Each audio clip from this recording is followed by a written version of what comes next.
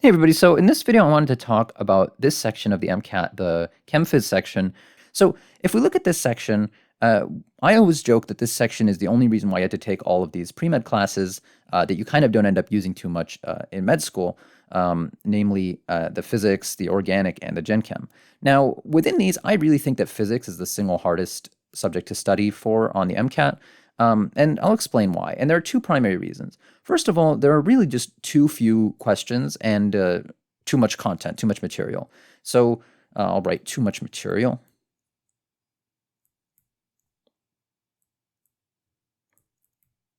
So of course, the bio and biochem, these subjects are tested on another subject or another section of the MCAT, the biochem section. So you're going to end up spending a long time studying bio and biochem, and it's going to end up being worth it. And you're not primarily studying them for this section. You're studying them for the other section, and this section really just comes along for the ride. So that's not too bad there. Right now, if we look at these, the organic and the gen chem, we get to the other reason why I think that physics is the hardest, which is that physics is really just kind of its own thing, so not really related. So what do I mean by that? Not related. What I mean by that is that the gen chem and biochemistry are very related. Organic and gen chem are very related to one another, right? There's a lot of kind of interrelated material, and both of them are very related to biochemistry, right? And so really, it's not that hard to understand these subjects in a kind of cohesive whole. And then the other thing, of course, is that when it comes to organic, when we look at organic specifically, there's a lot of material in organic. When you take those classes, there's a ton of stuff, but most of that doesn't end up being tested. So it's like there are whole chapters in your organic textbook that are never going to show up on the MCAT, and you don't have to worry about that. And really, like a couple of chapters that you really have to worry about, I would say, especially the lab techniques and a couple of types of reaction mechanisms.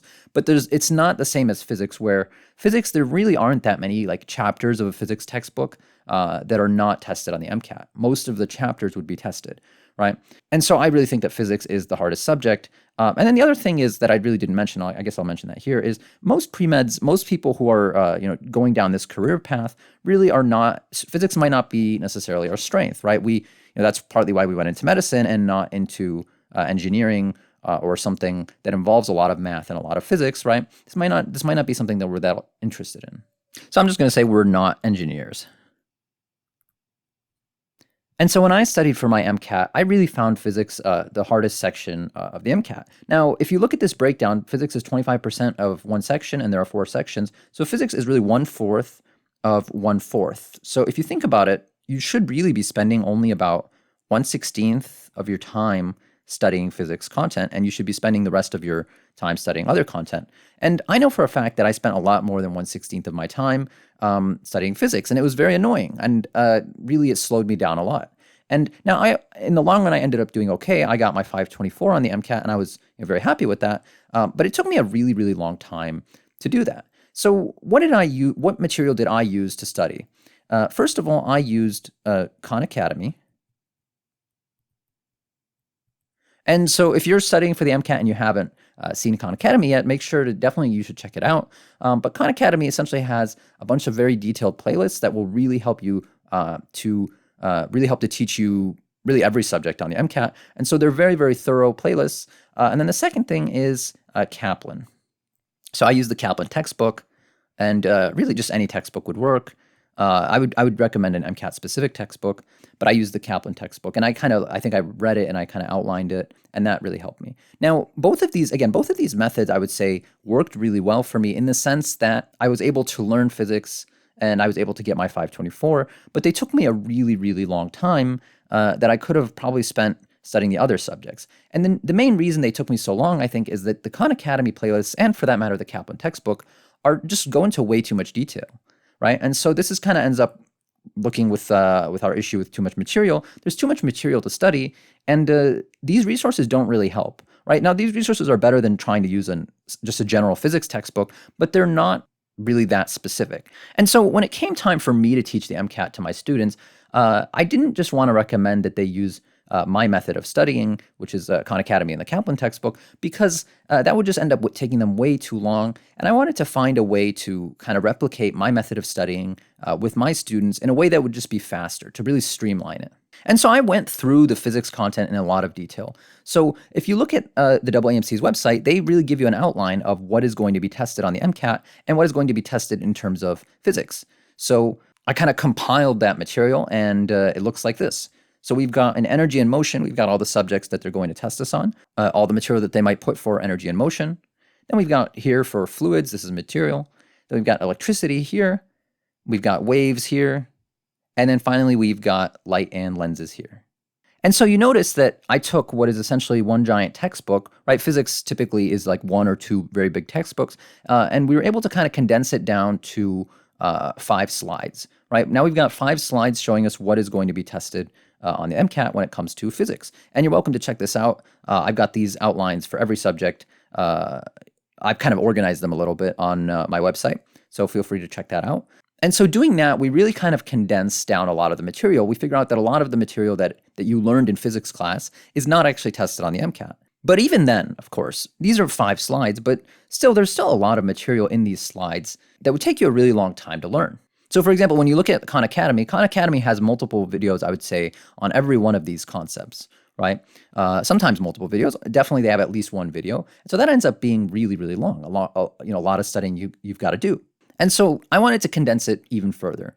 And what I discovered when I looked at this material is that not everything is tested very frequently. There's some material that is tested very, very frequently, very in a lot of depth. And then there's other material that is barely touched on, right? And so the trick is to kind of figure out which material the MCAT likes to test frequently, right? What we would call high yield material, and which material is so low yield that it might not be worth studying.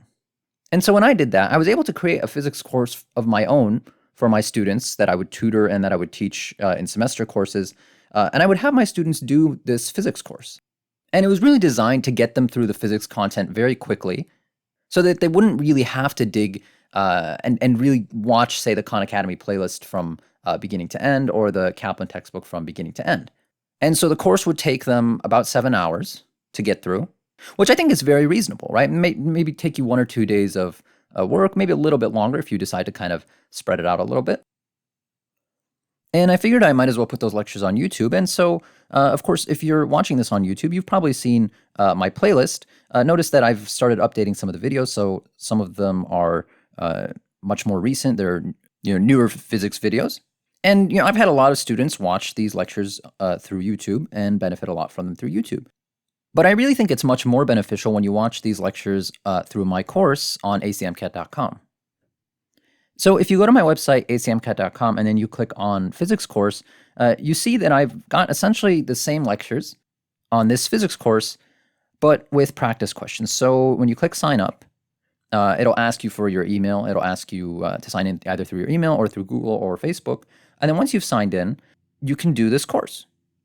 And so each of these lectures is the same as the lectures on YouTube or the videos on YouTube, but of course we've got practice questions, right? So I've got practice questions here, and then I've got solutions to those practice questions, and you can also download each lecture's whiteboard here as a PDF, and then you can also download the equations for each section, right? So of course one of the big things with MCAT physics is the equations, and I wanted to kind of have an equations sheet so that students could memorize the equations if they wanted to take that approach, which I do recommend that.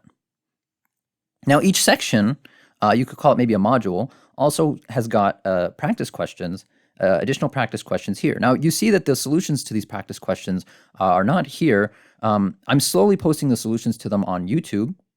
But in general, I would only recommend the practice questions. When I say optional, I really do think that they're optional in the sense that if you don't have any trouble with the practice questions on each section, then I wouldn't recommend you go through these additional practice questions. They're really just more of the same. But if, for example, you did a practice question and you completely didn't understand it, and then my solution made sense, but you kind of want to make sure that my solution made sense, then you can click here and maybe do one practice question that is similar to the one that you had issues with, you had trouble with, right? And the other thing I will say is I would also recommend you do the course through my website because as I'm updating some of these lectures, I'm not always posting them on YouTube that quickly. So right now, for example, I think some of the optics lectures are already updated on the website, but they're not yet. I haven't yet uploaded the new lectures on YouTube.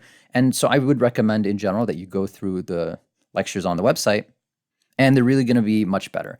Now, each step also contains an estimate of how long I think it'll take you, and that includes the practice question. So that includes you doing the practice question and you watching my solution. Now, the practice question might take you a little bit longer than my estimate, especially if you're having trouble with it, and that's fine. But this is a rough estimate, and collectively, if you add up all of these times, it comes out to about 7 hours, and that does not include the additional practice questions because I assume that that's gonna depend for every person. Again, I would not recommend you do them all. So without the practice questions, it'll take about 7 hours. Maybe it might take overall about 8 hours, I would say. So a fairly reasonable course. Oh, and by the way, for each section, I also tell you roughly how many questions per exam. This is a very rough estimate, right? There, for example, this says 3.5 so that could mean anywhere from like 1 to say 6 or something, right? It's just a general estimate telling you roughly how generally important this material is. And of course, the exams will vary quite widely, so don't take this as a hard and fast rule, but just as a general kind of guideline that, for example, energy and motion about 3.5, fluids is about 1.2. That means energy and motion is more important than fluids, and that's really all you should kind of take from these estimates. And for example, waves and light, you see about 4 to 5 questions. That means waves and light is also a little bit more important than energy and motion or fluids. Or for example, optics, 1 question per exam. 1 question is very, very little. So if you're, for example, having a lot of trouble with optics, then maybe don't worry too much about the average of 1 question per exam. But again, keep in mind that your exam might have, say, 3 questions on optics, right? Or it might not have any. And so this is where the MCAT is kind of a crapshoot. You don't always know what's going to be tested. But if you do this 7-hour course, I think you'll be ready to tackle the physics material for the practice exams and the double AMC section banks. Now, you might still end up having to do some physics review afterward, outside of just these resources. You might end up, I would, for example, still recommend you take a look at some of those resources, the Khan Academy playlist or the textbooks from the various companies. But I would not recommend you read those resources cover to cover, or you watch the full Khan Academy playlist. Those are going to be way too long and take up way too much of your time. And so this course is really kind of a shortcut to get you ready to be doing practice questions. And then you can use those other resources as a kind of a supplement. If, say, you are still really struggling with a particular concept, you see, for example, I've only got 1 lecture on lenses. So if you're still really struggling with lenses and my lecture didn't go deep enough, or you didn't quite understand it from my lecture, then you should watch, for example, maybe the Khan Academy playlist on lenses. But again, I do think my physics course is a great way to kind of jump into the physics material. And one final point I wanted to make is after I made the physics course and I had a really great response, I've now had more than 2,800 people sign up, I decided to make content for the other science sections of the MCAT. So now I've got these other courses. And really, I use the same method and the same kind of model for those other courses that I did for the physics course. So if you do like the physics course, please consider checking out those other courses.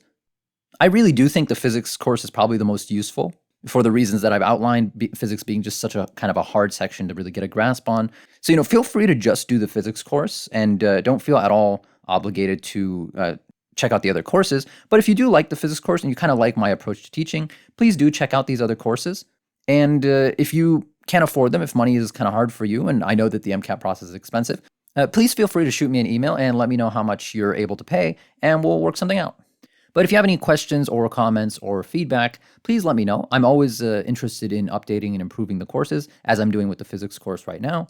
So please let me know, either in the comments below or shoot me an email, what you think can be changed or improved, or if the course helped you. Let me know. And thank you for watching.